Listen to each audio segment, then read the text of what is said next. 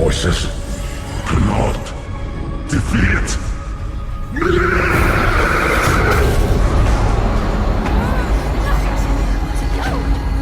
Rumi!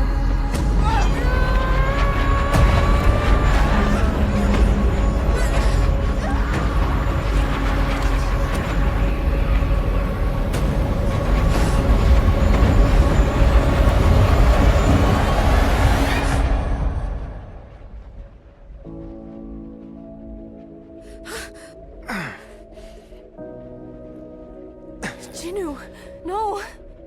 I'm sorry for everything. No, I wanted to set you free.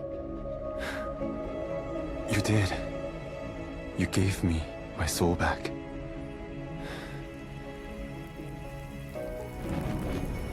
And now, I give it to you.